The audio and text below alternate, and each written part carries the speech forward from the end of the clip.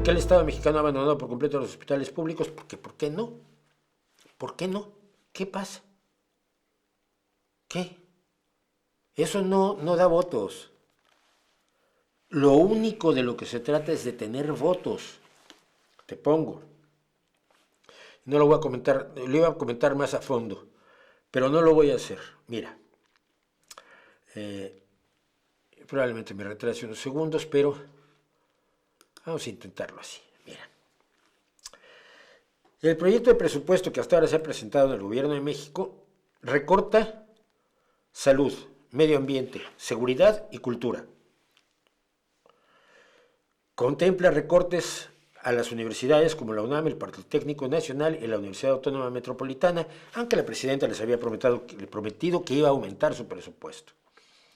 La Secretaría de Salud tendrá el menor presupuesto para 2025 de lo que ha tenido en los últimos 6 años, aunque este fue ya castigado por el observador. Millones de personas dejaron de ser atendidas, cirugías aplazadas o canceladas, estudios de laboratorio que no se hicieron o que había que pagar en empresas privadas, desabasto de medicinas durante todo el sexenio, especialmente la vincristina para los niños con leucemia. La Secretaría de Salud sufrirá un recorte del 34% en el presupuesto con respecto a 2024, pero si comparamos ese presupuesto al de 2019, el primer año del Obrador, la caída es del 60% menos en salud.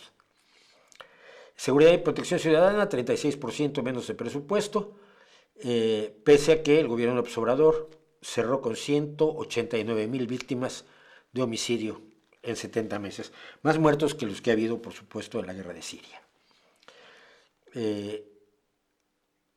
La cultura tendrá 30% menos. ¿Dónde se va el dinero?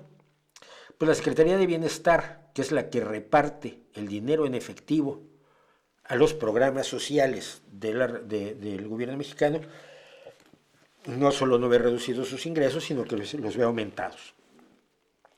¿Qué son estos programas sociales? Son dinero en efectivo que se da a través de tarjetas que han sido mal utilizadas por muchos miembros del heroico gobierno de Morena, con programas como pensión para adultos mayores, pensión para personas con discapacidad, Sembrando Vida, donde le pagas a la gente porque plante árboles. Entonces han tirado árboles de 50 y 70 años para plantar árboles nuevos porque eso les reditúa, mientras que los árboles viejos que están allí pues no les reditúan. Apoyo para madres trabajadoras, apoyo para personas en emergencia social, apoyo para mujeres bienestar, apoyo salud casa por casa, etcétera, etcétera. Es decir, reparto de dinero para solventar necesidades inmediatas de la gente. Alguien a quien yo desgraciadamente conozco llama a eso programas sociales. Cree que son como créditos para poner tu taller de bicicletas, y ahora con Sheinbaum el taller de bicicletas se va a convertir también en taller de motocicletas o de patinetes como menos. Pero no, esos no han sido los programas sociales de los que hablamos. Hemos hablado de pagar dinero que resuelve las necesidades inmediatas de gente en situación muy necesitada.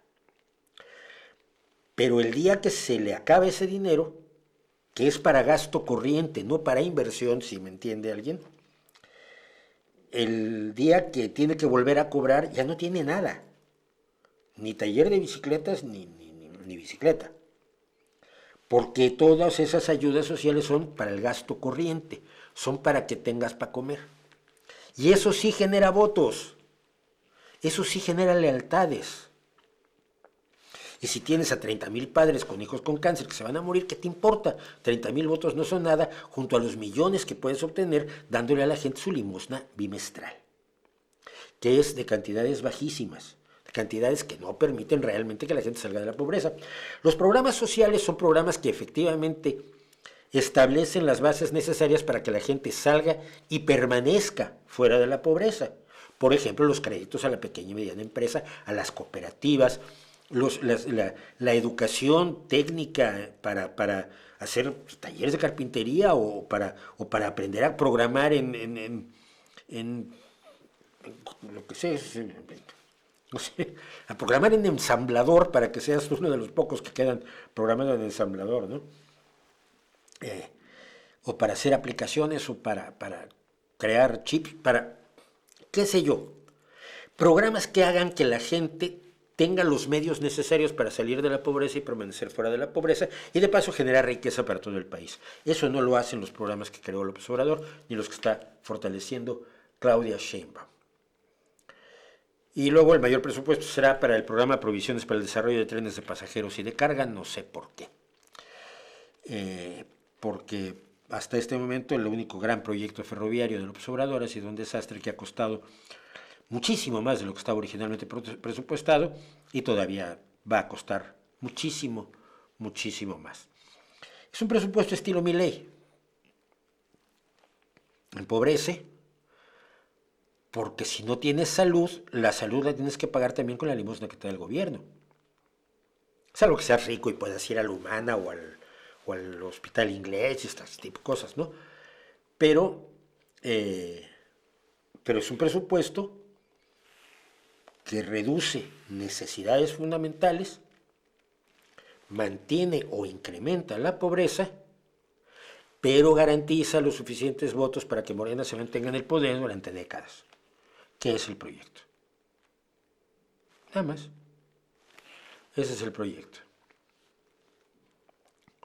Lo primero que te responden los partidarios de AMLO es que los viejitos ya no pueden trabajar, por eso según ellos son necesarias las limosnas. Vale, ya te echaste una pensión, la pensión para personas mayores. La pensión para personas mayores para todas.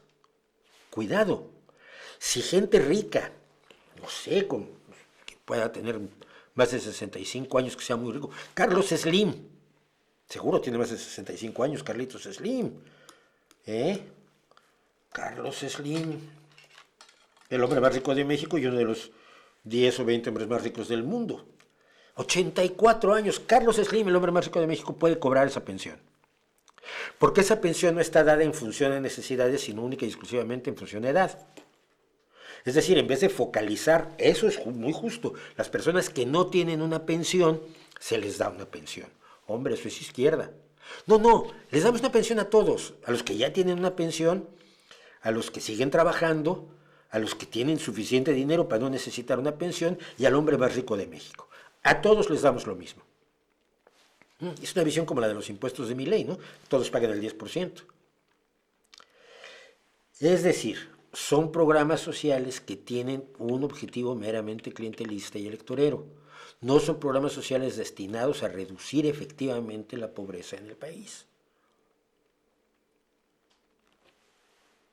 No, es tan obvio y fue tan claro en los 6 años de López Obrador que es increíble que personas que yo conozco sigan apoyándolos y tengan la desvergüenza de llamar los programas sociales cuando personalmente creo que no lo son.